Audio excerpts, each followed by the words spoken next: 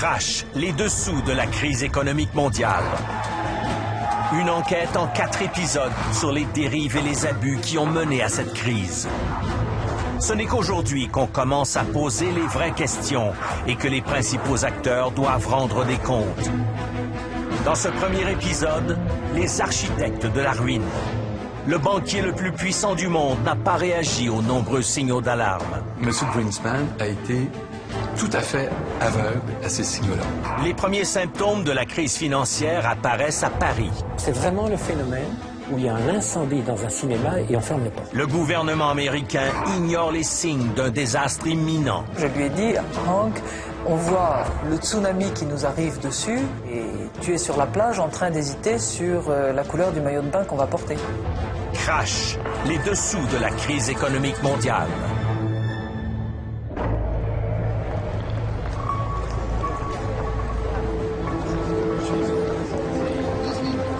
Le crash boursier de septembre 2008 a provoqué les plus importantes faillites de toute l'histoire et mis au chômage plus de 210 millions de personnes. L'imprudence de Wall Street a ramené le spectre de 1929.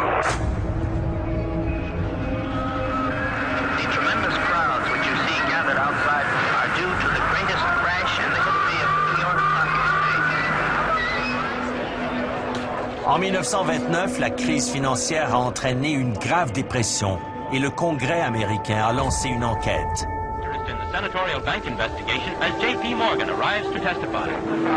JP Morgan, un magnat de la finance, comparaît à la commission Pecora. Exceptionnellement, les flashs sont admis au Capitole pour ajouter au spectacle.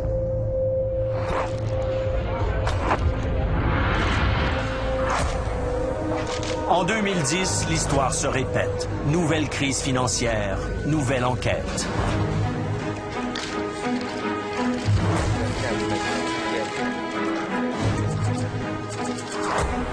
Panel, ladies, photographers, move aside.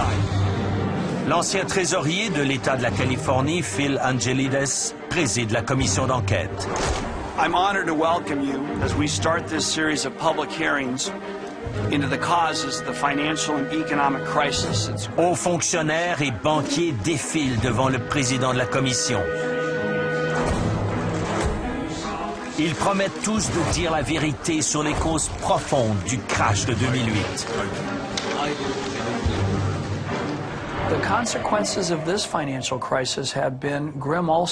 Les conséquences de cette crise sont terribles.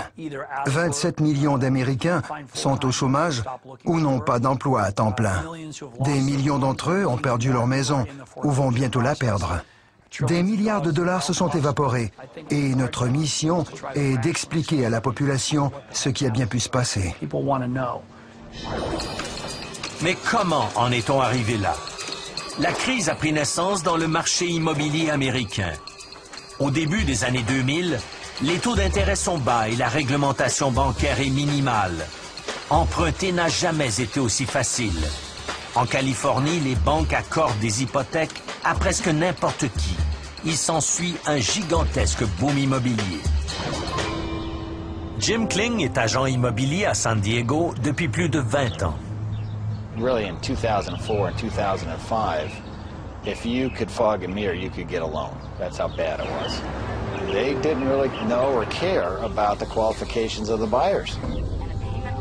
And whether those people could make those payments or not, apparently wasn't much of a concern. Bills getting to be more than you can manage? Crossroads Mortgage has a whole range of solutions geared to people just like you. So if you're thinking of buying a home or refinancing? Even if your credit is less than perfect, AmeriQuest can help. Call 1-866. Ces hypothèques que les banques appellent subprimes visent une clientèle qui pourra difficilement rembourser le prêt, surtout si le prix des maisons chute.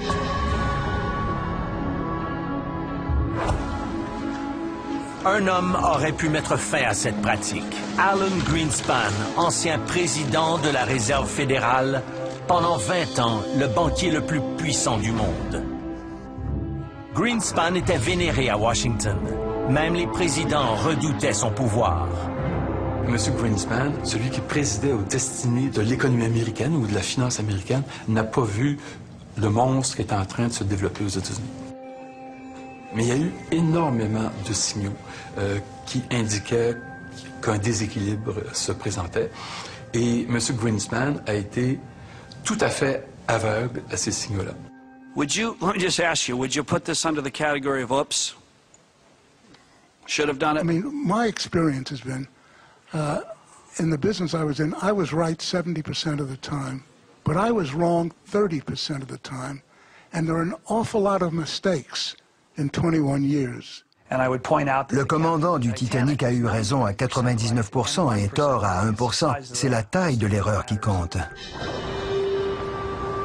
On sait maintenant que les banques et les sociétés hypothécaires s'adonnaient à des pratiques frauduleuses pour hausser leur chiffre d'affaires. Les prêts consentis par ces institutions étaient complexes et difficiles à comprendre. Souvent, les taux étaient bas au début pour attirer l'acheteur, mais remontaient après quelques mois, ce qui faisait grimper les mensualités.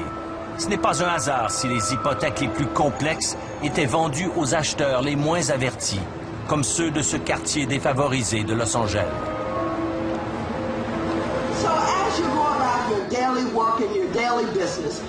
Maxime Waters représente le district de South Central depuis 19 ans à la Chambre des représentants. J'ai vu des hypothèques accordées à des personnes de 70 ans avec des revenus qui n'augmenteraient jamais. Mais leur mensualité, elle, allait augmenter. Où allaient-ils trouver cet argent? J'ai vu des prêts hypothécaires que je qualifierais de criminels. Aux États-Unis, Angelo Mozilo était le roi du marché des hypothèques à haut risque. On l'appelait l'homme en or pour son bronzage permanent, mais surtout parce qu'au sommet du boom immobilier, il gagnait environ 100 millions de dollars par année.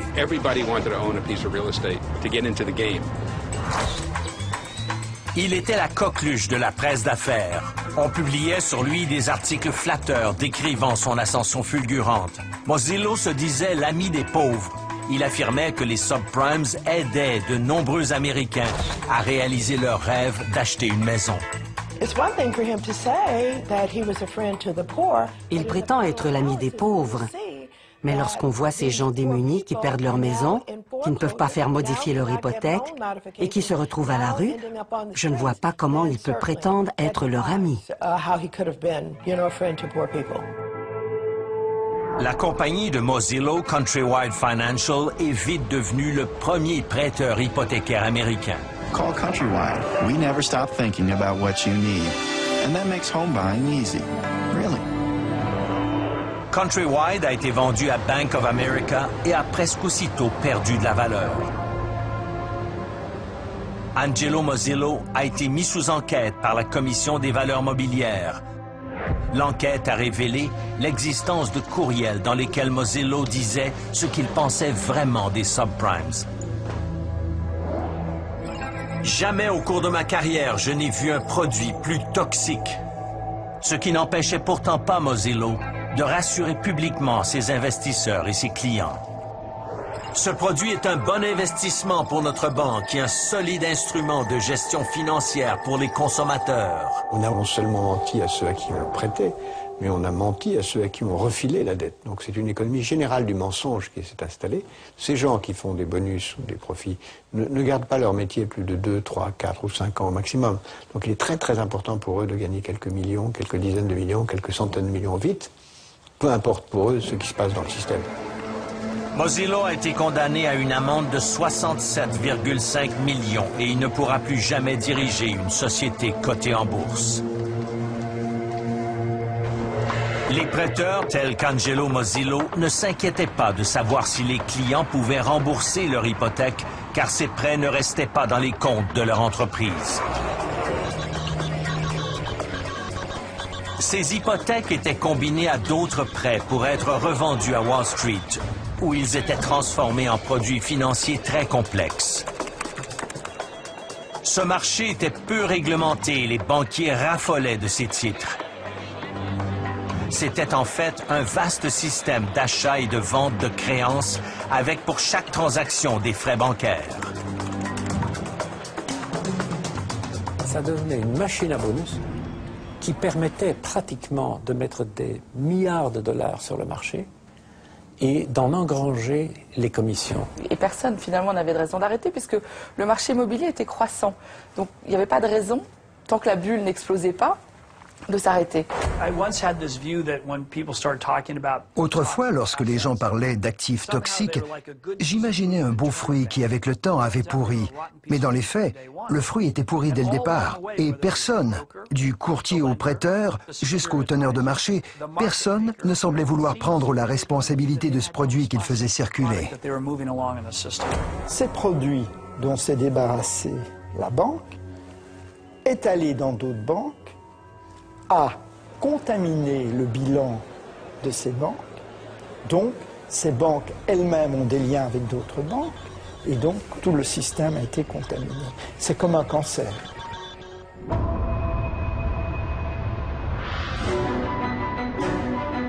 La City, le quartier des affaires de Londres. C'est ici qu'il fallait être pour faire fortune avant le crash. En 1996, Garrett Anderson s'installe à Londres. Ce jeune hippie vendait des babioles en Inde jusqu'à ce que son frère lui trouve un emploi dans une société de courtage. Je ne connaissais pas la City. Je savais à peine qu'il y avait une bourse et je n'avais pas envie de m'habiller en courtier. Mon frère m'a dit, d'ici 5 ans, tu auras gagné entre 300 et 400 000 livres. Tu auras alors les moyens de faire ce que tu veux. Et comme je ne faisais pas fortune, je me suis dit, pourquoi pas?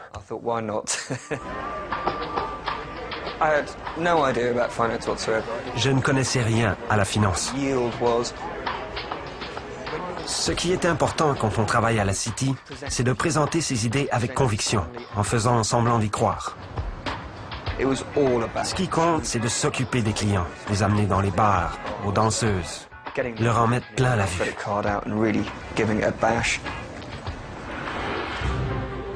Une atmosphère de folie règne alors en Grande-Bretagne, car Gordon Brown, à l'époque ministre des Finances, allège la réglementation des marchés financiers, une politique qu'il appelle « light touch ».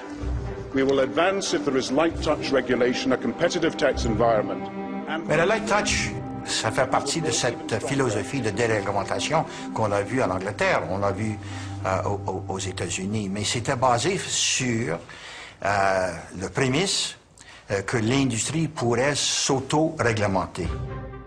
À cette époque, Paul Martin est ministre des Finances du Canada. Selon lui, c'est la lutte entre New York et Londres pour le titre de capitale mondiale des finances qui a justifié la déréglementation. Et si vous voulez être la capitale de l'industrie, c'est d'avoir les grandes banques, les grandes compagnies d'assurance chez vous.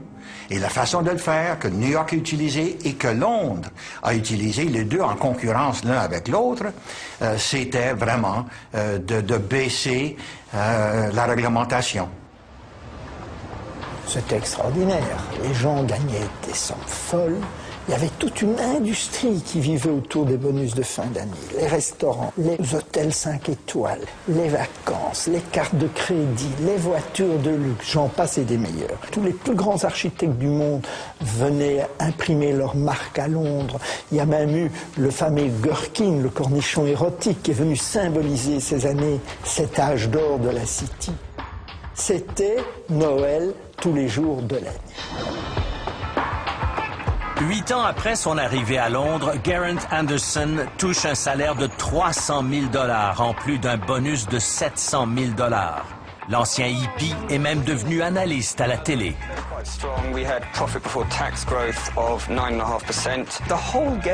On est là pour faire du fric et gonfler son bonus annuel, pas pour améliorer le sort du monde. Et si pour cela il faut mentir, tricher ou voler, tant pis.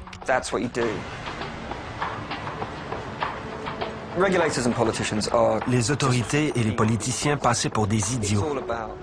L'idée était qu'on ferait fortune dans ce contexte de réglementation allégée. Et c'est exactement ce que souhaitait Gordon Brown.